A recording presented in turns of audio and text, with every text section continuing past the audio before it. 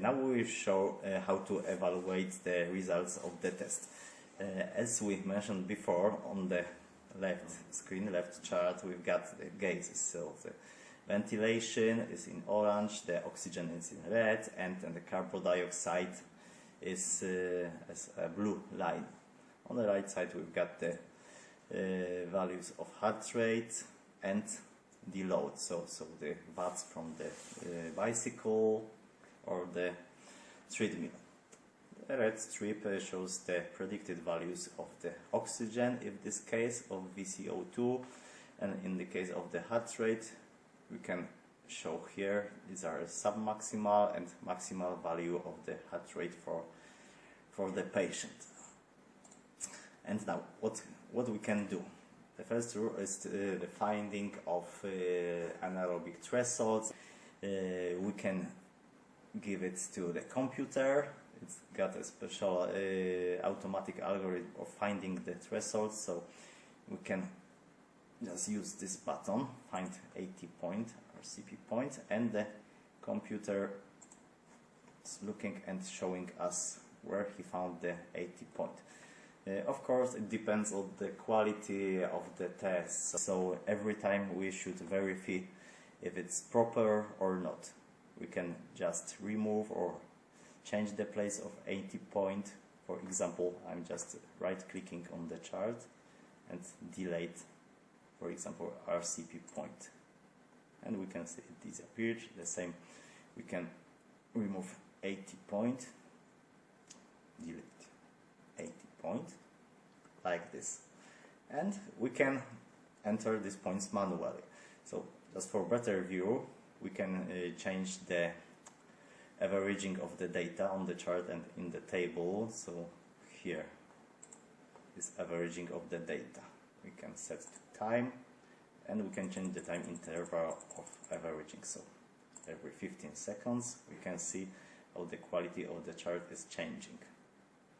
So we can change, for example, to 10 seconds, and we'll get 10 seconds average. Let's come back to 20, for example. And now we can analyze what is the variability of the oxygen, for example. We can see here the ventilation goes up, the carbon dioxide goes up, and the oxygen is going a little less to the up than the other gases, so it can suggest that our 80 point is somewhere here. As the additional tool is the tracking tool, so we can use it now, and when we move the cursor at the charts, we can see the readout at this point. So for example, ARIER can be very useful for looking for 80 point. We're just moving here, we are analyzing ARIER point. As we know, ARIER should be about 1 in the place where 80 point is. So let's check once again. Let's compare these two conditions. So we can just right click and set point, set 80 point. And here is 80 point, is edited to this place. Let's turn off the tracking tool. Let's show once again, because when I move the cursor here, we can see also another cursor on the second chart. So we can also use heart rate and compare with the loads for looking the 80 point. And now, as an additional tool for evaluating of the results, we can change the views of the program. So we've got many possibilities. There are some factory views, there are some added views. We can edit our own views. So I will show, for example, I'm choosing Wasserman, for example, accepting, and the same program data are shown in different ways. So let's take a look for another one here. So there are many possibilities, many charts. We can edit our own charts, our own views. Let's come back to MSP, and for example, I can remove the view, the chart. I can remove the parameter. I can add my own parameter. I can change the, for example, if I don't want HR here, so take a look to the view and change the parameter to energy, for example. So it's fully editable, very elastic. I can save this kind of view as another one and just save. And now I'm able to come back to the standard view. So now our view is written in the memory, so we can find it on the list. So it's somewhere here. You can jump here. So this is our own view. And now I can return to our basic view and continue the edition. Another tool for finding the 80 points. So first step, let's change the data averaging to normal, breath by breath, because none, when we see none, it means that every row in the table shows every breath, so it's without averaging.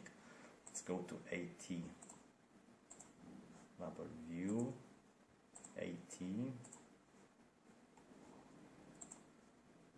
and now this is the V-slope types for looking 80 points. So we can move the cursor in the upper chart and looking for, here we've got two stripes, green one and purple one. So now we are moving through all the test and looking where the angle between two stripes, the purple one and green one, is the most sharp, the angle here.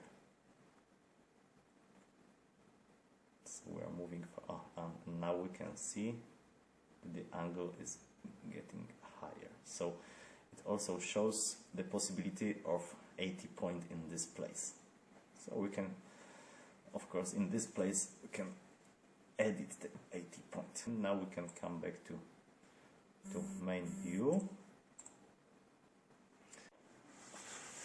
When our thresholds are set, we can view the digital results using the standard CPET report.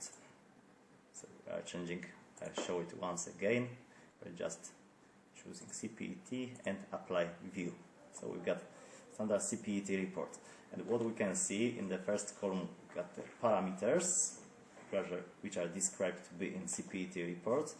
It's possible to edit these result parameters. We should go to the settings and change the settings there. The second column are the values of this are the values in the resting phase. So these are average data for whole the resting phase. Next column is 80 point. So this point values at 80 point. The peak values and max values. What is the difference? The max values are the total maximum values in whole the test.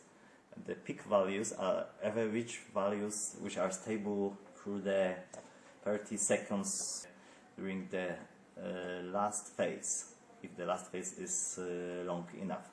So what does it mean? If we've got a lot of artifacts in the test, we should rather pay attention to peak value and to the max value, because it's most real value. And the next one is predicted values. So it means the predicted values are counted for the patient in the described age and height and other parameters, of course, like sex. And in the other columns we've got a comparison, the max to predicted, peak to predicted, and peak to max. Yes. And if we check the CPET report, we can jump to printouts. So let's go to printings. Here here the first table shows us the different types, different templates of the printout. We can choose our favorite one, we can edit them, we can add another one and write. So I will choose the one of the ready printouts and go to preview. So there's the generated report and the printout. We can change the zoom, for example. Now we can see only one page, and the header with patient data, the charts. These are nearly the same charts as in the testing mode. Basic data for reference phase, for VO2 max point and for 80 point. Describing of the watts, describing of the resting phase, heart rate after stopping the load, heart rate and VO2. Wassermann reports, calorimetry, this is calorimetry during the resting phase, oxygen depth count, as we can see, and average data. As we can see here, this averaging is for about 25 seconds in this case, but using the report generator we can change the averaging of individually for each table. So it's possible to change.